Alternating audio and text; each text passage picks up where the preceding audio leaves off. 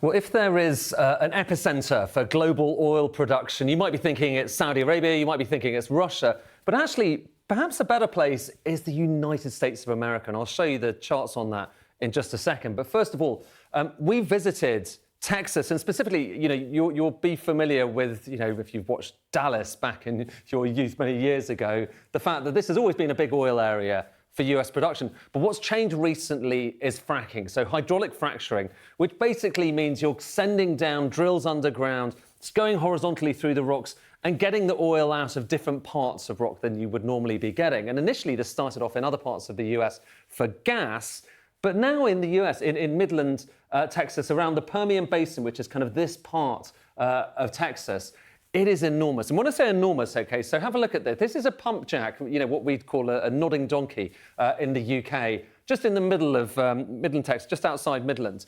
If you kind of zoom out, so that's one pump jack, just look at the scale of how many drilling wells, how many of these pump jacks we are talking about spread all the way across this part of Texas. And actually, it goes way beyond where this satellite imagery shows you, just underlining the scale of what we're talking about and extrapolating that scale, which is kind of 1 million or so of these drilling wells across all of America, which is, multiple times. It's about 70 times the number of Starbucks there are in America.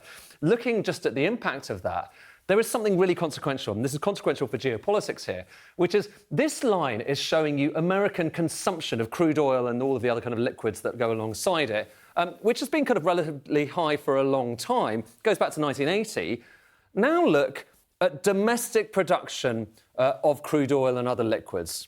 You can see there's long been this gap, hasn't there, between the two lines. That's what America needs, that's what it produces domestically, and that has been filled basically by imports. And a lot of those imports coming from the Middle East. And if you think back to so much geopolitics, think back to both of the Gulf Wars, a lot of them were about oil, and it's about securing oil. That was partly because of this gap. Well, look at what's happened since the Permian really kind of got up and running. And obviously, fracking, the technology, it goes back a long time, but really, it was only around this period that it really started for oil. Now look at the red line, and look at the change that we've seen in recent years.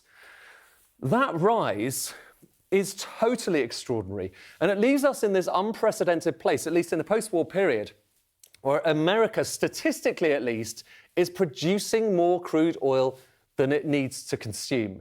Now, in practice, it is sending out oil. Some types of oil they produce in the US are better for refineries over in Europe, and some stuff that's produced in Venezuela and Canada is better for US refineries. So in practice, the trade is still happening.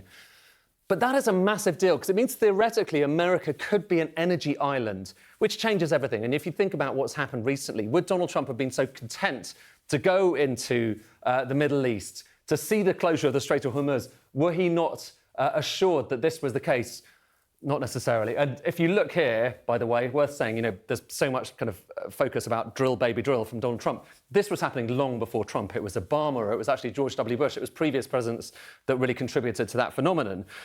But just if you look through a different prism, I was mentioning earlier, where are the biggest areas in the world when it comes to oil? Well, you're probably thinking of Saudi Arabia. You might be thinking of Russia, Iran, Venezuela. That's showing their total production going back again to the 1980s.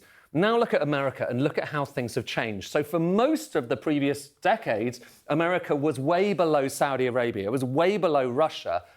But look at what's happened recently. It is basically double the production in America, double Saudi Arabia.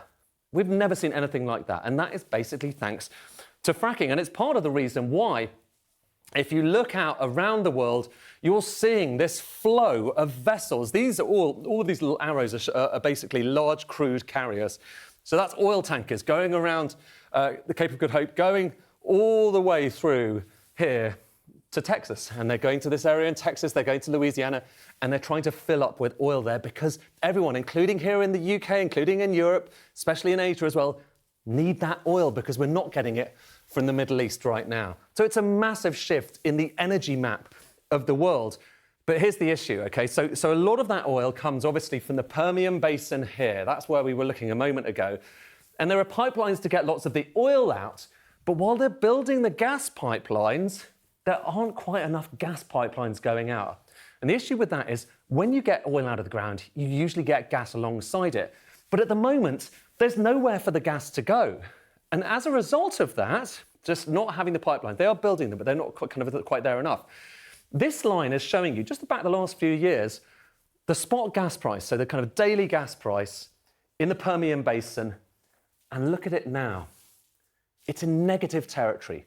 So literally producers of gas in the Permian Basin in Texas, so the biggest producer of oil right now in the world, they are paying people to take gas off them. It's not even free, it's negative prices, which is something we've rarely ever seen before. There you see the gas price recently minus $3.94 per MMBTU. So pretty extraordinary. We have been there and talked to people, producers around the Permian, trying to understand what is one of the most significant stories in global economics right now. And you can see that film online. It's kind of an extraordinary place.